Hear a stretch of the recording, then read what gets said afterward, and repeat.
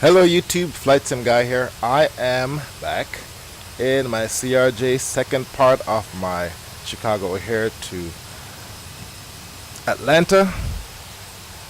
Is it Hartsfield Jackson? Or Jackson Hartsfield? Airport in Atlanta. Yeah, my maxed out implementation of this video. Shamelessly ripping off Frugal's Fully Loaded. I'm in a good spot here. We're cruising, looking good. Lots of clouds. We got a wicked crosswind. Making very good progress. Moving a lot faster than I suspected. I went ahead and used my electronic flight bag. Let's take a look. Here we are. And let's see here. It's Hartsfield Jackson, Atlanta. Anyway, I went to my airports. I went to my destination airport. Hope you guys paying attention. Okay. Airport information. Now. METAR. This is the weather report for how it is in Atlanta right now. We are in IMC. Winds 144 at 3. Visibility 10 kilometers. Mist barometer is 30.20. Surface elevation 1023. And it looks like we are going to be doing some instrument approaches. Alright. So, gonna be a bit of a challenge. All I need to do is find out what the landing runways are. I want to say Atlanta. Let's go ahead and take a look at the airport again. Airport. We're in Atlanta. We want zoom out right here. I want to say it's 4 runways east to west. Okay. Now the winds are 144 at 3. So 144 is a lot closer to 8 and 9 than it is 26 and 27. So I'll just go ahead and pick one of those runways and come on in. Now the fact that I had this traffic add-on running might pose a little bit of a problem. I'll probably crash into a plane. But we'll just have to risk it. I'll go ahead and write down the frequencies for these runways in a second. Alright, let's get inside, take a look, see where we are. Plane's been doing good. Let's see what my speed is. We're at Mach 0.62. Actually, according to the flight bag, my speed is 366 knots on the ground.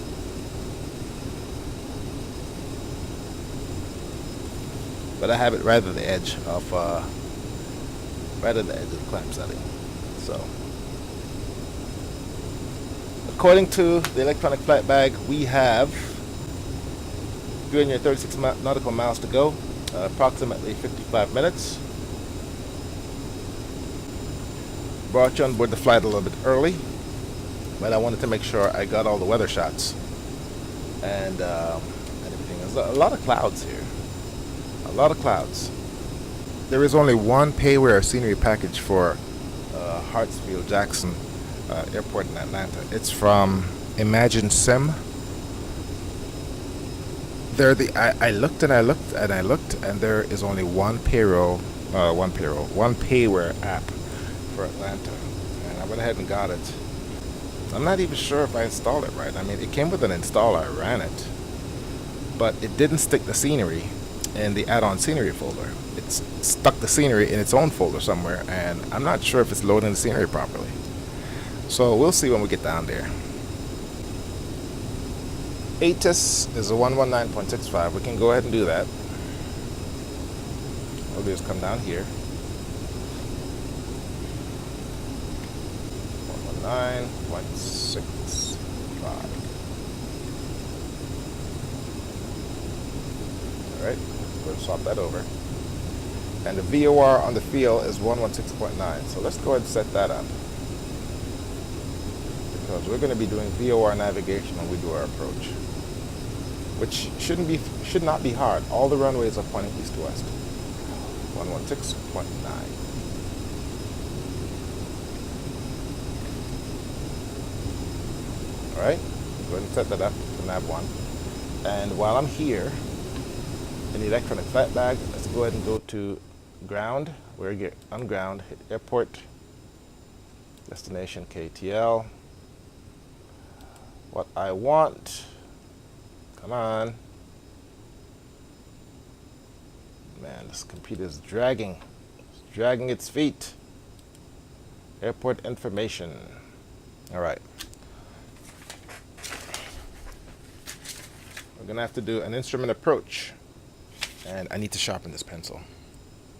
And my sharpener is all the way at the other end of the office, so I'm not going to do that. All right. All right, so what do we have? What do we got? Landing aids for all the runways. We have ILS on every single one of them. All right, we know that we're coming in. Actually, I don't know this for a fact. Winds are 144 at 3. Those are really light winds, so you know they could bring me in on the other runway. Let's take a look. These runway lengths are in meters. That's no good. All right. We'll just go ahead and wait. We'll just go ahead and wait until we are in the zone. Pick up the ATIS. Okay, what do we got here, buddy? A little bit off course. Let's see what the latest winds are saying. We are heading towards KNGGG. Ground speed, wind speed 34, wind director 237. That's not that bad. Not that bad at all. All right, we are at 256 nautical miles out. I was going to do a video on getting down, not dancing, but descending. And you're probably thinking, well, that's a pretty lame subject to do a complete video on. Actually, it's really not lame. Knowing when to descend and how to descend is very important, because if you don't do it right, you can screw up what would be otherwise a perfectly good flight. If you're not careful and you descend too soon, too early, you are going to arrive at your destination or your lower altitudes too early, and you're going to spend more time burning fuel flying at a lower altitude. And as you all know, jets don't like to fly low, they like to fly high, so you're going to be fuel inefficient.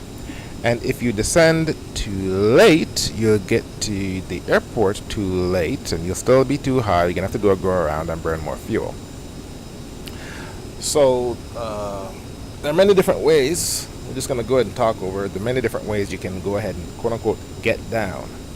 The easiest way is to use a top-up descent. If you have a flight management computer, it will compute and tell you when to get down. Okay, just track the TOD. Or you can use the flight plan that SimBrief creates for you. It tells you when the top of descent is. Only problem with SimBrief's top of descent is it waits too late till you're close to the airport. I mean, it makes you do a mad dive for the airport, so I don't like using SimBrief. Another way you can do it is air traffic control. If you're flying IFR, they will tell you when to start descending, both on VATSIM and on FSX. So now, it's another way to get down. Otherwise, how do you know how far away you need to be to start your descent? Well, I have a general rule of thumb that I practice by. If you want to be at 10,000 feet at 40 miles out. This is if you're flying a jet, commercial jet, which means if you're 80 miles out, you want to be at 20,000 feet, which means if you're 120 miles out, you're going to be at about 30,000 feet-ish. So usually I start my descent anywhere from 130 to 150 miles out, depending on surface elevation. Obviously, if the elevation of the airport you're going to is, in the mountains 10,000 feet up, then you have to take 10,000 feet away from your cruising altitude to take the difference. All right? I'm on flyingmag.com, flyingmag.com, and I found a little quick article here. Here's a tip if you've ever wondered when you should start your descent to your arrival airport, assuming you don't have an FMS with top of descent calculation capability. A quick and easy way to figure it out is to start with your altitude above field elevation and multiply that number by 3. This will give you the appropriate distance in nautical miles from the airport to start a 500 foot per minute descent in a typical light general aviation airplane and reach pattern altitude. So for example, if you're cruising at 7,500 feet en route to an airport with a 500 foot elevation, you do the math and you come up with 21,000. So that's 500, take 7,500 minus 500, which is the surface elevation at the airport, which is 7,000, multiply that by 3, you have 21,000, then you drop the 3 zeros and you have 21 miles. This actually works out very well. So, you know, this rule right here, take the difference between airport elevation and your cruising altitude, multiply that by 3, then drop the 3 zeros. That actually works very well. But this is if you're coming in at a 500 feet per minute glide. So let's talk about that for a second. When you get down, there's several ways you can do it. You can just turn off the autopilot, push the nose down, or trim down, and the plane will start descending. You want to go ahead and do that in general aviation planes if they're flying a lot slower. Commercial jets, like this particular plane I'm flying, and the 757, 767, you don't want to do that. It's going to get very, very bad very fast. If you're flying with the autopilot, what you want to do, let's go ahead and take a look at the autopilot. You have two ways you can do it.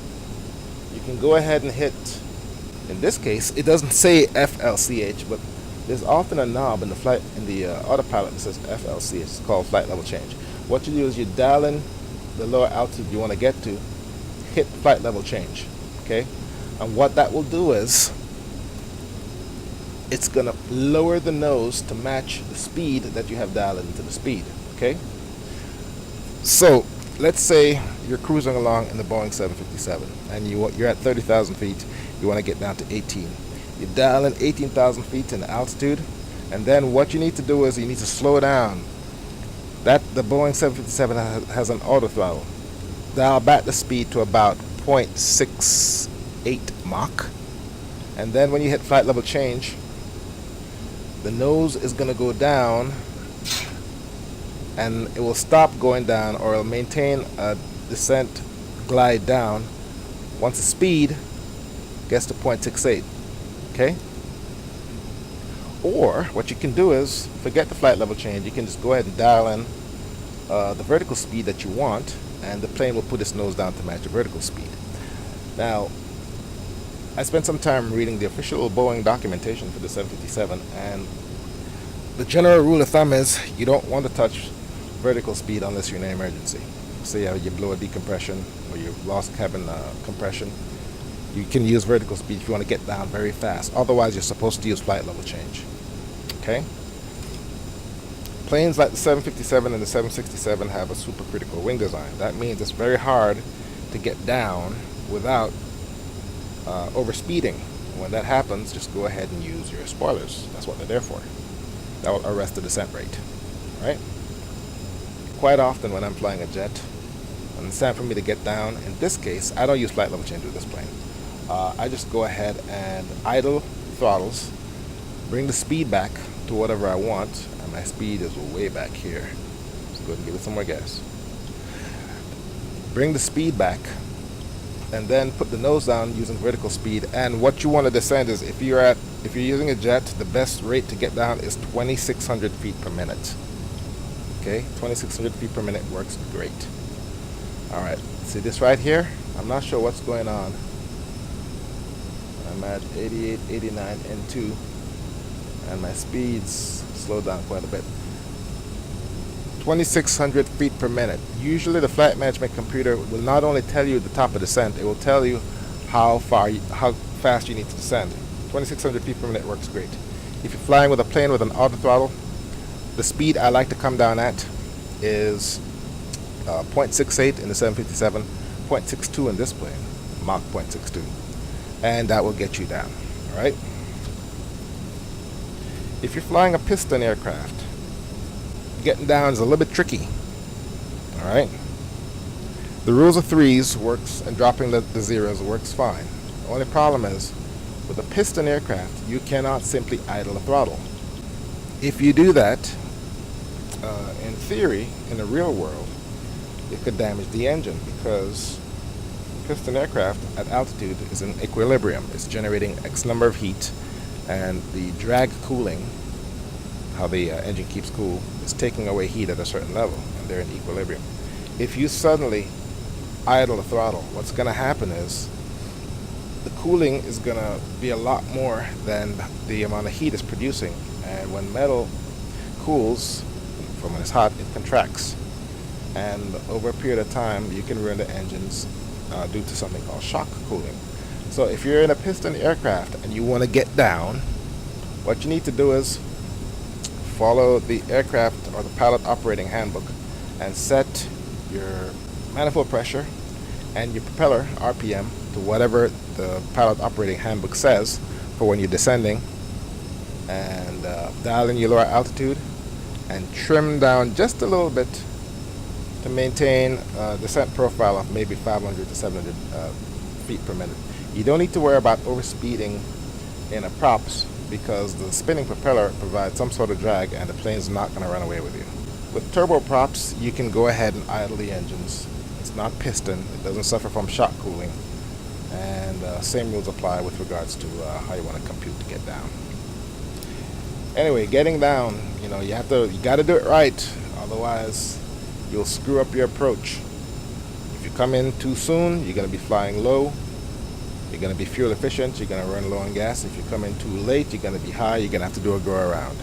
So you have to plan your descent properly. Now in this case, there's my top of descent right there, TOD, and I don't think it tells me what my descent rate should be, but I'm going to be using 2600 feet per minute. Let's look at the electronic flight bag. Here we go. Top of descent is, I'm at 200 miles. What range am I here? 80. Wow. So yeah, 80, 40. I'm at 198. So yeah, it's gonna be about 150 before I get down. All right, let's go ahead and take this back a little bit. There we go. Leave it at 20.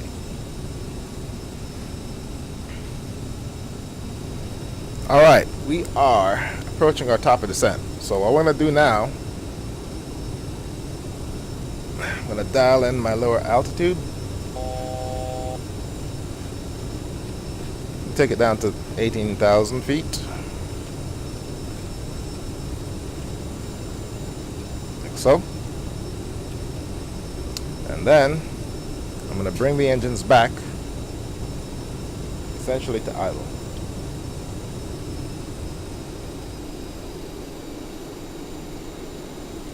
Now I like to descend at Mach 0.62, or you can make it Mach 0.6. Let's do Mach 0.65. And then all you got to do is hit speed, and what the plane's going to do is going to lower the nose until my speeds match up. See right here? Now when you use flight level change, remember the computer is going to point the nose down to maintain whatever speed you dial in. So if you want the plane to go down faster, all you need to do is increase your speed. If you want the plane to shallow out and go down lower, just decrease your speed. We're coming down at about 2,300 feet per minute, which is fine. Okay? Usually 2,600 feet per minute at these speeds is what it takes for the jets. All right, let's go ahead and put this back to, what did I have it? I think it was here. Yep, there it is. 117 miles. Let's look at the flight plan.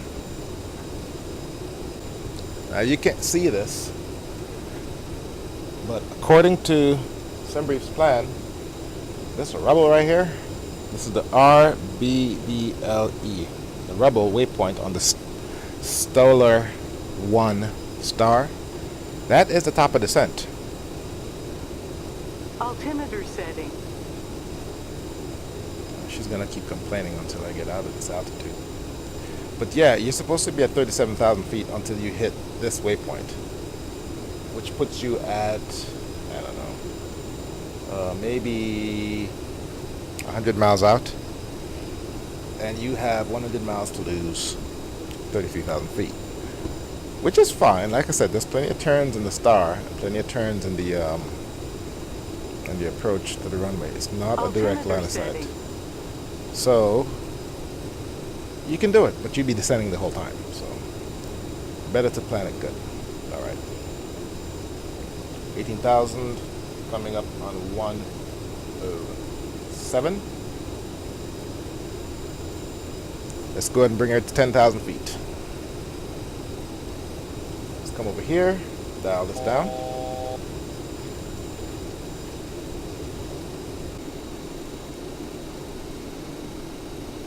Okay, it's a little bit bumpy here. All right, let's go ahead and do this.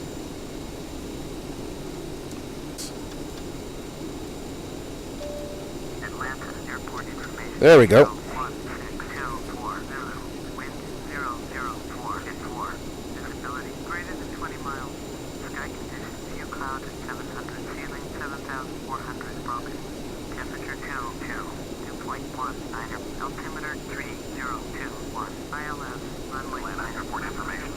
How about that? There's two separate ATIS. I guess one's for departure and one's for arrivals. All right. Okay. 64 nautical miles out. We're just about in the soup. All right. Runway 9 and 8 are the landing runways. Let's go ahead and go to airports.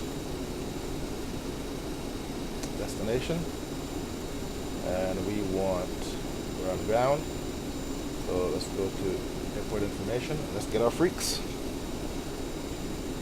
and we have them ready to go. All right, so 9 left is 110.5, 8 right is 109.9, 8 left is 109.3. 9 right is 108.9. Now, all the runways point the same way, so it's just a matter of getting the right orientation. All right, let's go ahead and get down some more. Let's take her down to 5,000 feet. And this time we're coming down below idle the engines. We're going to set our speed to 250, or yeah, right there. We are 52 miles out. 11 minutes to our destination.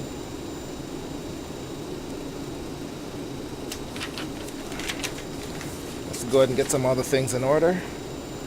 We are in bad visibility, or poor visibility. So let's go ahead and turn on our landing lights.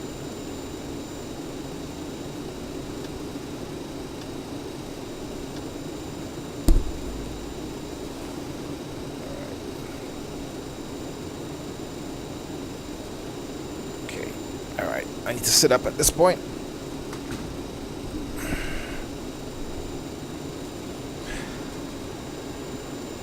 I need to pay more attention to this phase of flight. Alright.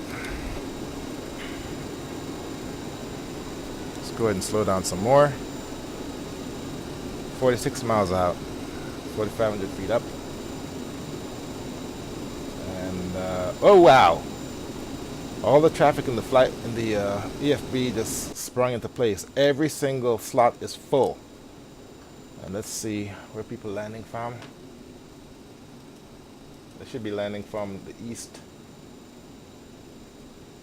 heading west. All right, let's see if I can find the airport.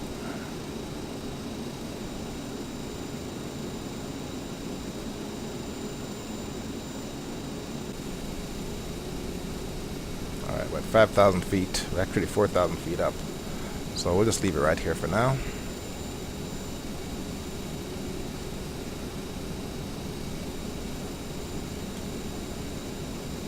And there we go. Alright.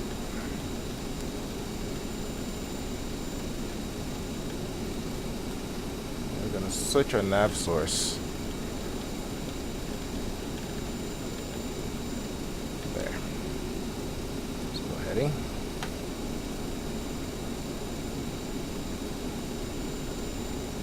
Now we're navigating using our radios rather than FMS. Okay, that's fine.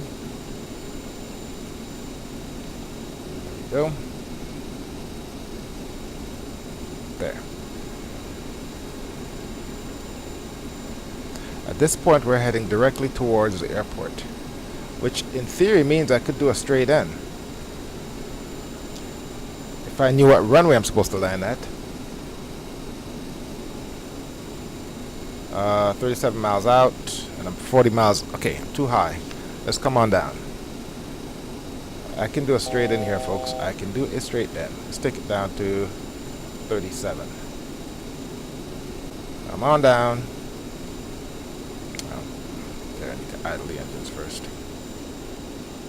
35 miles. I'm a little bit too high. There we go. Start to go down.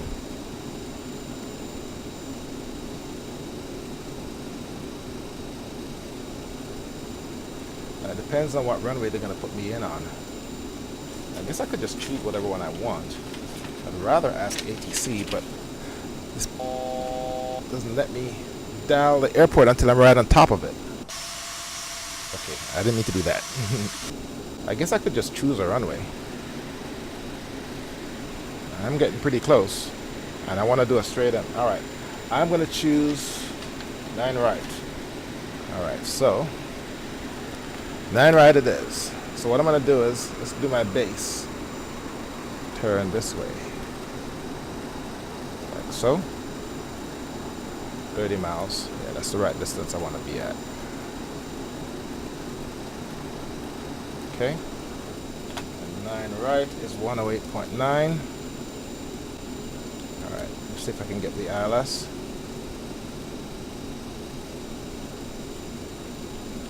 I got it.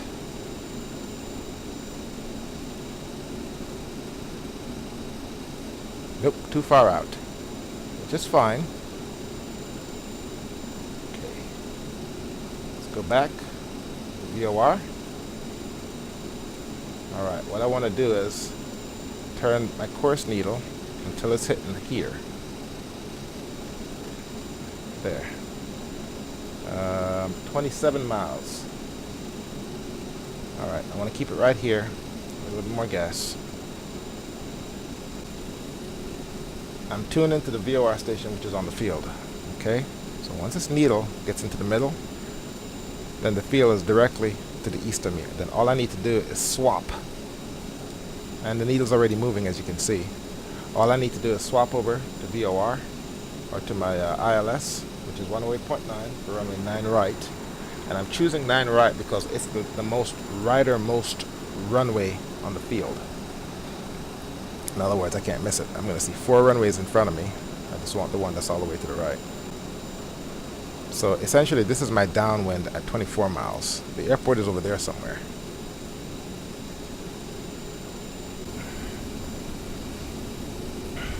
$21 miles.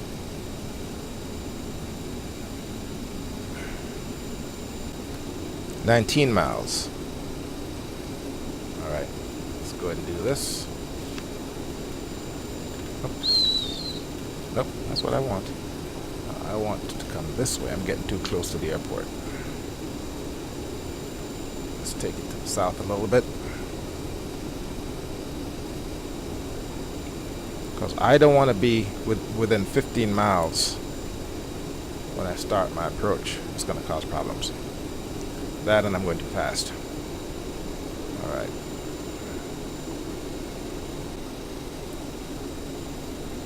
Ah, there it goes.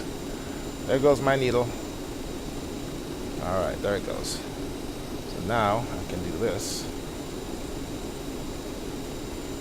There we go. Oh shit. Alright.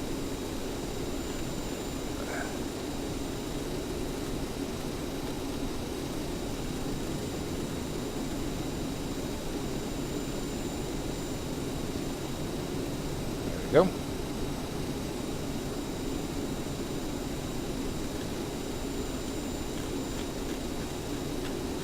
Okay, your ass needs to be here. There. Okay. I think I overshot the runway there. Alright. I'm off the gas. Oh wow. This bad weather and all this traffic, my frames are gonna be collapsed. 10 miles out. I am way too high. Alright, let's go ahead and dial this down. This time I'm gonna use vertical speed. Turn off the gas. Alright, I can still navigate with heading.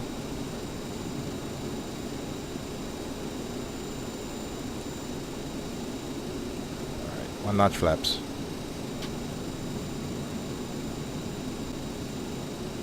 Alright. Gear down.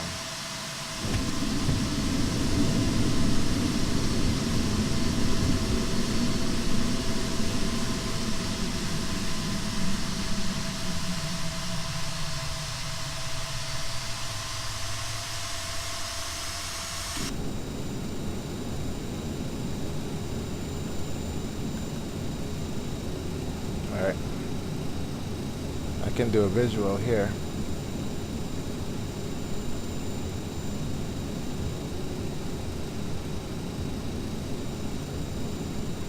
Slow down some more.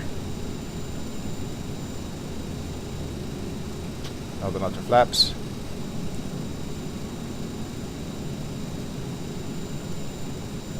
Alright, I can turn off the autopilot. Do this myself.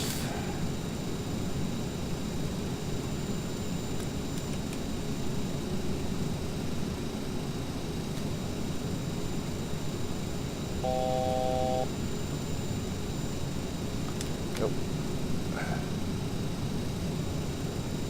Another bunch of flaps.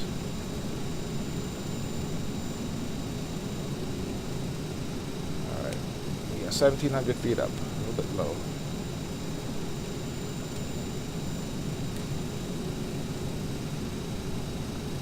Okay, landing checklist.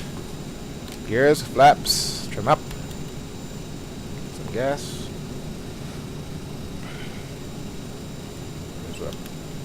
Co-pilot would come in handy. You can dial in the missed approach. Another notch of flaps. Gas.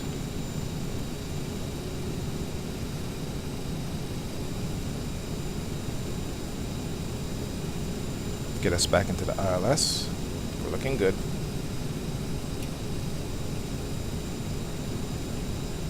Still have one notch of flaps. There it goes.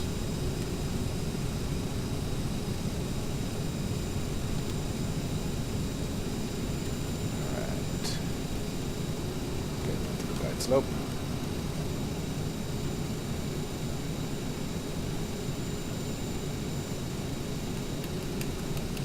What's wrong with my trim?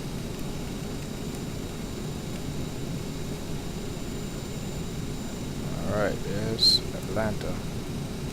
Whoa. Approaching 09 right. Okay. That's me.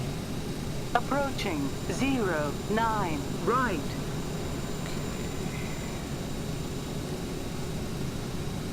Oh, you've got to be kidding me.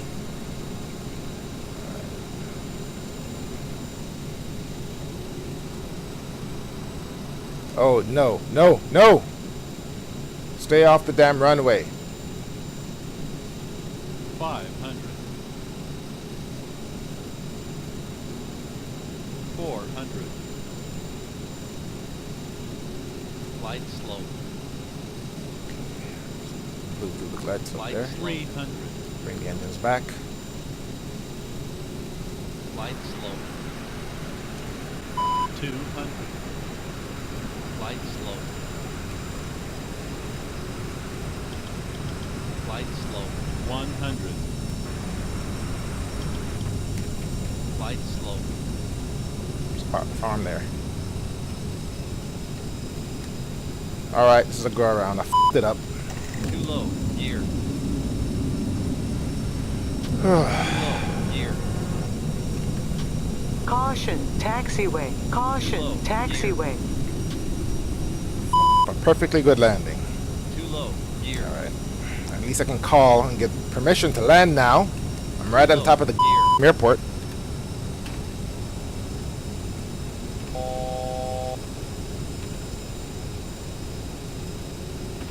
Whoa. Atlanta Tower 5337 is 52 miles west inbound ILS. Runway 9er right approach 5337. Atlanta Tower, make straight in. Runway 9er right, altimeter 3022. Let's go to the pattern in the meantime. Runway 9er right 5337. Atlanta Tower Delta 609er is 36 miles west inbound ILS. Runway 9er right approach. Delta 609er, Atlanta Tower, make straight in, runway 9er, right, altimeter 3024, Delta 849er, I'm just going to fly the pattern for now. Delta 849er, contact ground on 118.1. Atlanta Tower 5337 is 14 miles west inbound ILS, runway 9er, right approach. Land, runway 8 left, follow the aircraft on short final. And I'm in the soup. Delta 90690. Cleared to land. Runway 8 left. 4482. Delta 90690. Contact Atlanta approach on 121.0. Okay, 13 miles. 121.0 for Delta 90690. Delta 1033. Turn next Here. taxiway. Alright. Let's go ahead and make our right turn.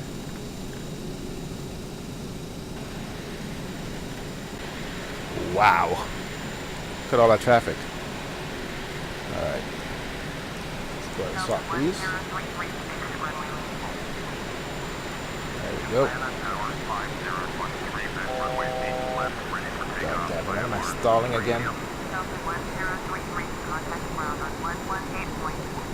Nope, I'm in their wakes. Oh, wow.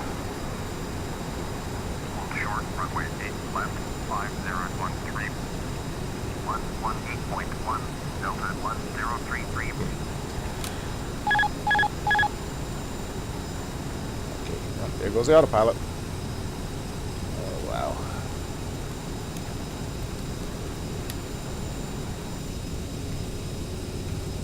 Alright, let's go ahead and take it in.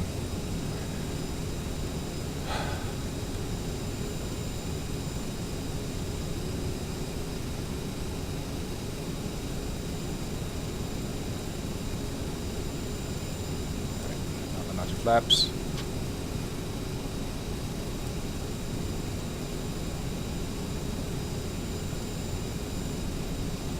I don't have fuel to keep this up. My trim is off the charts. Let's go bring it down.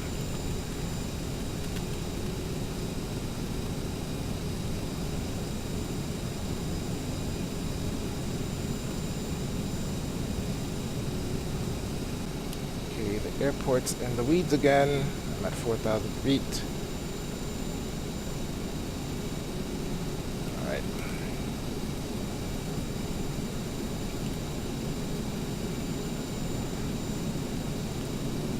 Okay. Going too fast, going too fast, going too fast. Atlanta Tower, Delta 1263 is 49er miles west. Inbound ILS, runway 8 left approach. 4482, turn next taxiway. Delta 1263, Atlanta. Visibility went down. Runway 8 left, altimeter 3022. Visibility went down. 1,700 feet. This is back. We're back to IMC. Cleared for takeoff. Runway 8 Oh, left. great. Delta 9 miles. I'm going straight towards it. Alright. I see runways in front of me. The one I'm assigned to is all the way over here. Runway 9. Alright, what's my altitude? 2,000 feet. Going for it. Get out.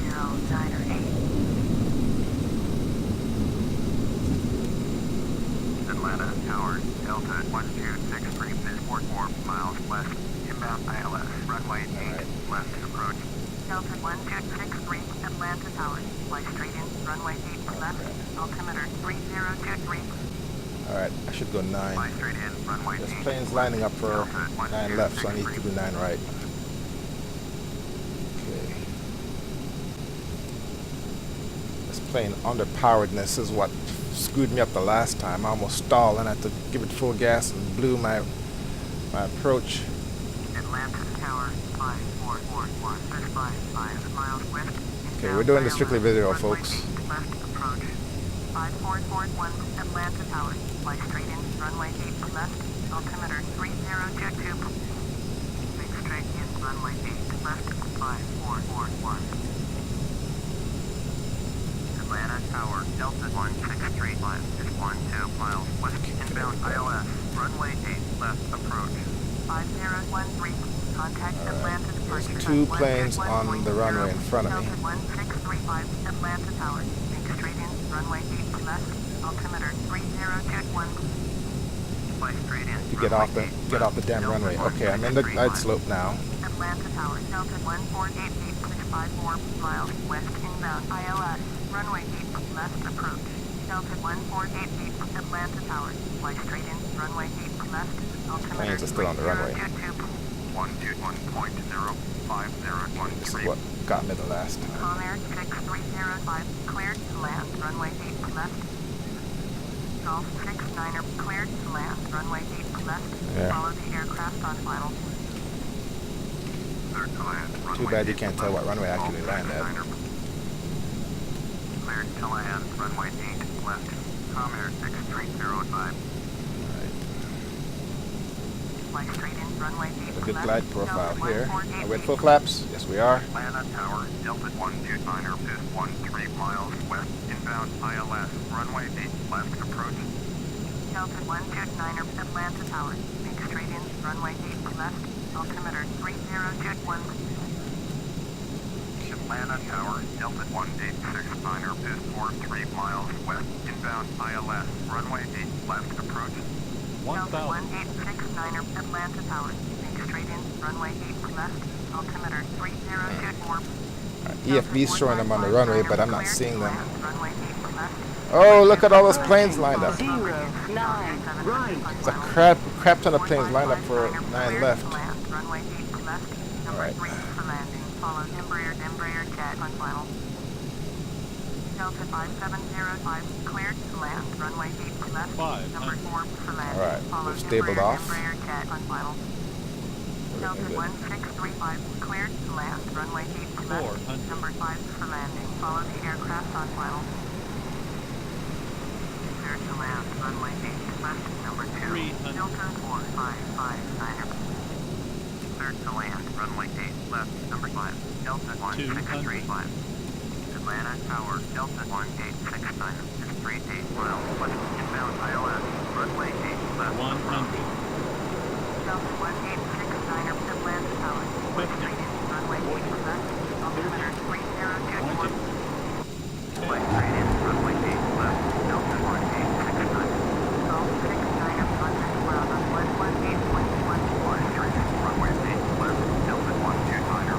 Cleared to land, runway 8 left. Number 3, 4559er. Delta 129er, cleared to land, runway 8 left. Number 5 for landing. Follow Douglas. 4,000 feet remaining.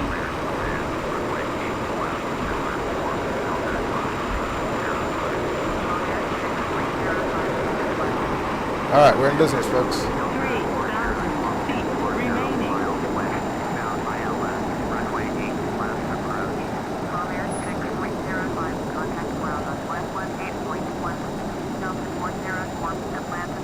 Alright, flaps up.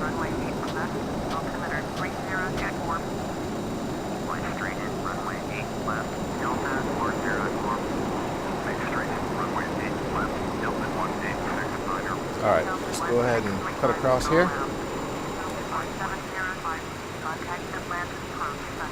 This is why I didn't fly with traffic in the past. Now I remember.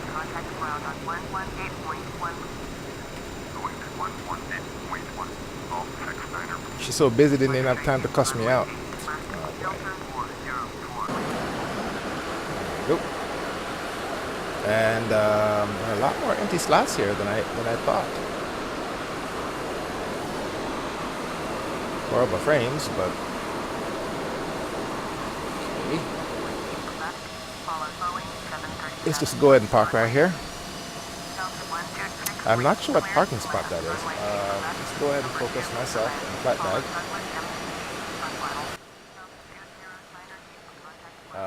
There I am. And the parking spot that I'm going for, let's go ahead and zoom in, is Echo 6.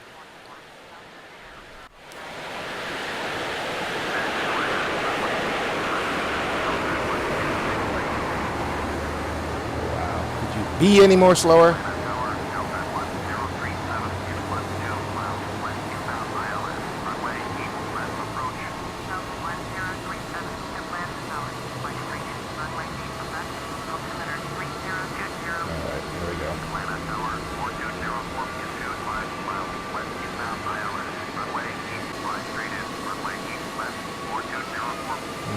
Marshallers.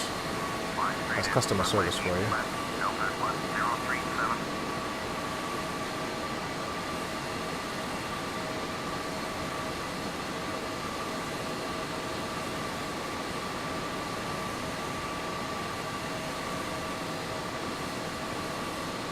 There. All right. Period. Control period. All right. Let's see if I can get some replays. Alright, we got some good replays there. And unlike the last time, I'm going to remember to start the APU.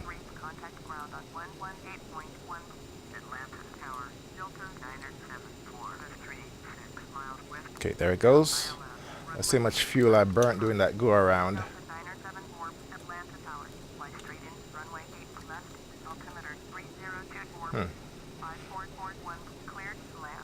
3,400. Just enough to do another go around. Alright. Or one or two go arounds anyway. Alright, do we have a good APU start? Yes, we do. And as such, I can go ahead and kill the engines.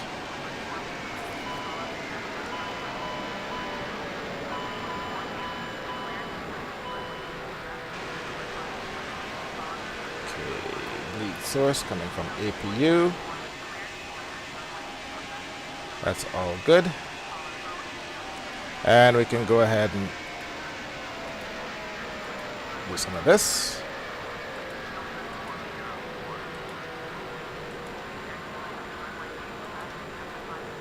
All right, and that's it.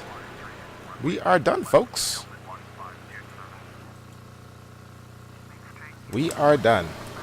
I botched the landing, but I did a go around and redeem myself. And by stealing Frugal's idea, I can get 2 episodes out of 1 flight sim session. So that increased my productivity 100%. Thanks, Pete. Alright, that's all I have for now. My name is Flightsimguy. Hope you found this video useful. P3D, well done. I'll see you next time.